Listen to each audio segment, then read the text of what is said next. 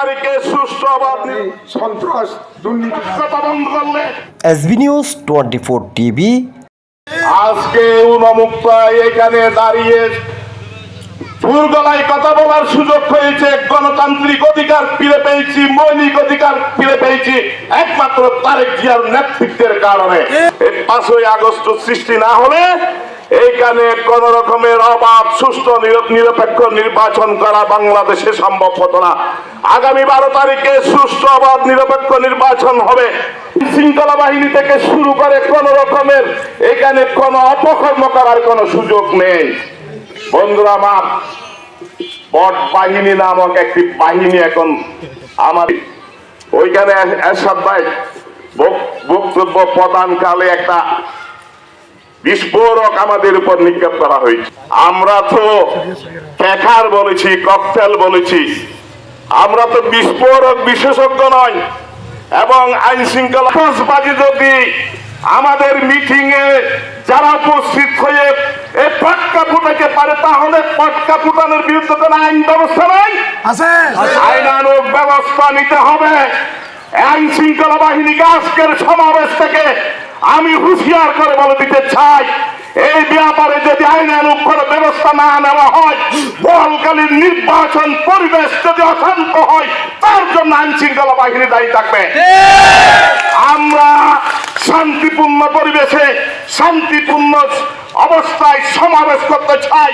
সব দলের সমান অধিকার নিয়ে এখানে সমাবেশ করবে, নির্বাচন পরিচালনা করবে।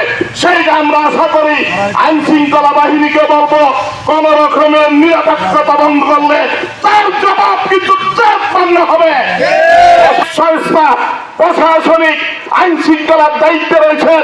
এখানে হয়তো এখানে অনেক গোয়েন্দা সংস্থার লোক আছে, তাদেরকে জানিয়ে দিতে চাই, এই ব্যাপারে প্রয়োজনীয় ব্যবস্থা নেন অনতিবিলম্বে। নতুবা এই বোয়ালখালীর নির্বাচন পরিবেশ ধ্বংস করার একমাত্র দায়ী প্রশাসনকে সে দায়িত্ব নিতে হবে।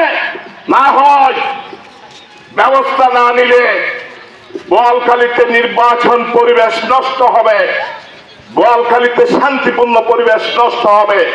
তাই বন্ধুরা আমার, মাত্র কবচ হচ্ছে তারেক জিয়া। ইনশাআল্লাহ তারেক জিয়া সাহেবের আজকে শক্তিশালী করতে চাইলে সাদুল্লাহকে ভোট দিয়ে নির্বাচিত করা আমাদের আইন হয়ে দাঁড়িয়েছে। এই দেশের শান্তি শৃঙ্খলা তাজিদ প্রমোদন, দেশ স্বাধীনতা, সার্বভৌমত্ব, সাম্প্রদায়িক সম্প্রীতির একমাত্র আমানত রক্ষা করতে পারে তারেক জিয়া। সেই জন্য সবাই ধর্ম বর্ণ নির্বিশেষে সেই 12 তারিখে সকাল সকাল এসে নির্বাচন কেন্দ্রে উপস্থিত হয়ে এরশাদুল্লাহ সাহেবকে ভোট দেওয়ার আহ্বান জানাবো। এবং এই এলাকার মানুষকে আমি এরশাদুল্লাহ সাহেবের কাছে ওয়াদাবদ্ধ করার জন্য হাত তুলে আপনারা এরশাদুল্লাহ সাহেবকে জানিয়ে দেন, আগামী 12 তারিখের নির্বাচনে নারী পুরুষ এই শ্রীপুর করণ দ্বীপে এরশাদুল্লাহ সাহেবকে দানের শীষে ভোট দিয়ে দেওয়া যুক্ত করবেন, এই আশা ব্যক্ত করে আবার